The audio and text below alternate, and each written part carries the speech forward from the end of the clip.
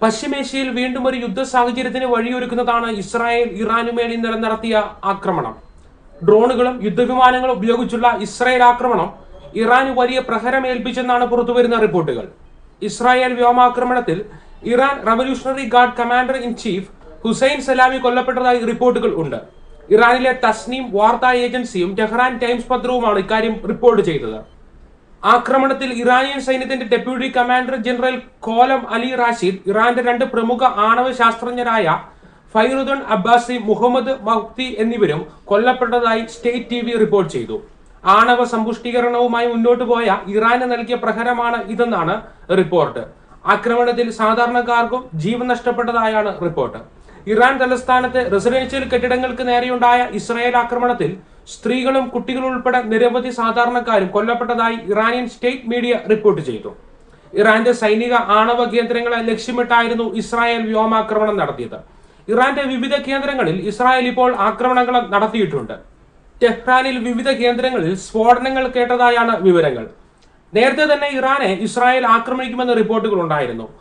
അമേരിക്കയ്ക്കും ഇതേക്കുറിച്ച് അറിവുണ്ടായിരുന്നെന്ന് വിവിധ റിപ്പോർട്ടുകൾ സൂചിപ്പിക്കുകയും ചെയ്തിരുന്നു. ഇത് ഒറ്റ ആക്രമണത്തിൽ അവസാനിപ്പിക്കാനുള്ളതല്ല എന്ന സൂചനയാണ് ബെന്യാമിൻ നെതന്യാഹു നൽകുന്നത്. ഇത്തരം ആക്രമണങ്ങൾ ഇനിയും തുടരുമെന്ന രീതിയിലുള്ള ഭീഷണിയും നെതന്യാഹു നൽകിയിട്ടുണ്ട്. ആക്രമണത്തിന്റെ പശ്ചാത്തലത്തിൽ ടെഹ്റാനിലേക്കുള്ള വിമാനങ്ങളെല്ലാം നിർത്തിവെച്ചതായി റിപ്പോർട്ടുകൾ പുറത്തു വരുന്നുണ്ട്.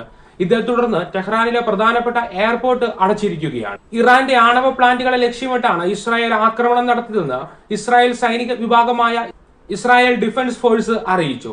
ഇറാന്റെ വിവിധ പ്രദേശങ്ങളിലെ ആണവ പ്ലാന്റുകൾ ഉൾപ്പെടെ ഡസൻ കണക്കിന് സൈനിക കേന്ദ്രങ്ങൾ ലക്ഷ്യമാക്കി ഇസ്രായേൽ ആക്രമണം നടത്തിയതെന്ന് IDF അവകാശപ്പെടുന്നു. ഇസ്രായേൽ എയർഫോഴ്സ് വിമാനങ്ങൾ ഉപയോഗിച്ചായിരുന്നു ആദ്യ ആക്രമണം. ഇറാനെതിരെ നടന്ന ആക്രമണം ഇസ്രായേൽ പ്രധാനമന്ത്രി ബെന്യാമിൻ നെതന്യാഹു ഔദ്യോഗികമായി സ്ഥിരീകരിച്ചിട്ടുണ്ട്. ഓപ്പറേഷൻ റൈസിംഗ് ലയൺ എന്ന പേരിൽ ആണ് ഇറാനെതിരെ ആക്രമണം നടക്കുന്നതെന്നും ഇസ്രായേൽ മാധ്യമങ്ങളെ ഉദ്ധരിച്ചുകൊണ്ട് വാർത്താ ഏജൻസികൾ റിപ്പോർട്ട് ചെയ്തു. കാലങ്ങളായി ഇസ്രായേലിനെ തകർക്കണമെന്ന ഉദ്ദേശവുമായി ഇറാനിയൻ ഭരണകൂടം മുന്നോട്ടു പോകുകയായിരുന്നു. ഇറാൻ ആണവായുധങ്ങൾ കൂടുതലായി നിർമ്മിക്കുന്നുവെന്ന് ഇസ്രായേൽ ഇന്റലിജൻസ് വിഭാഗം കഴിഞ്ഞ മാസം കണ്ടെത്തിയിരുന്നു. ഇതിന്റെ ഭാഗമായി നിരവധി ആണവ പ്ലാന്റുകളും ഇറാൻ നിർമ്മിച്ചു. ഇന്ന് പുലർച്ചെയോടെ IDF പ്രിസസീവ് ആക്രമണം ഇറാനെതിരെ നടത്തി.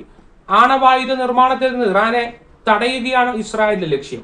ഒഴിച്ചുകൂടാനാകാത്ത ഒരു ഭീഷണിക്കെതിരെയാണ് തങ്ങൾ ആക്രമണം നടത്തിയിരിക്കുന്നതെന്നും ഇതല്ലാതെ മറ്റൊരു മാർഗവും മുന്നില്ല എന്നും IDF പ്രതികരിച്ചു. ലോകത്തിനും പ്രത്യേകിച്ച് ഇസ്രായേലിനും ഭീഷണിയായേക്കാവുന്ന ആണവായുധ നിർമ്മാണത്തിൽ ഇറാനെ പിന്തിരിപ്പിക്കാനാണ് ലക്ഷ്യമിടുന്നത്.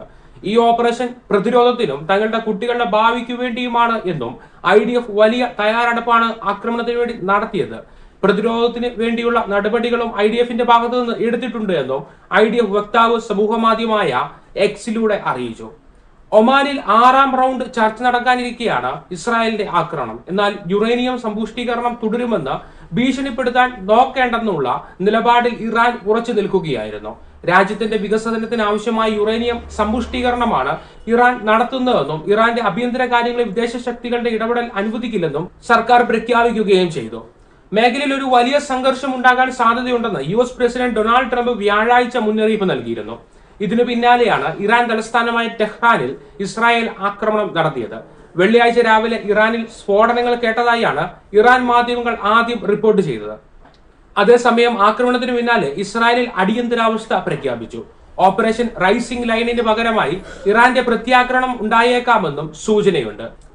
തങ്ങളുടെ ആക്രമണം ഇറാനിലെ ജനതയ്ക്ക് നേരെയല്ലെന്നും ഇറാനിലെ ഏകാധിപത്യ സർക്കാരിനെതിരെയാണെന്നും നെതന്യാഹു പറഞ്ഞു.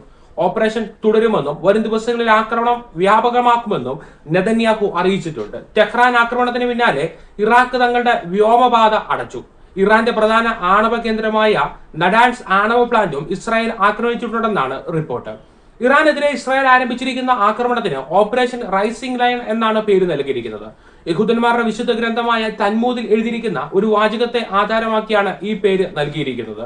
വിശുദ്ധ വേദപുസ്തകത്തിൽ സംഖ്യ 23-ാം അധ്യായം 24-ാം വാക്യത്തിൽ അതിന്റെ മലയാള പരിഭാഷ ഇങ്ങനെയാണ്: ഇതാ ജനം സിംഹിയെ പോലെ എഴുന്നേൽക്കുന്നു, ബാലസിംഹത്തെ പോലെ തെളിഞ്ഞു നിൽക്കുന്നു. അവൻ ഇര പിടിച്ച് തിന്നാതെയും നിഹതന്മാരുടെ രക്തം കുടിക്കാതെയും കിടക്കയില്ല.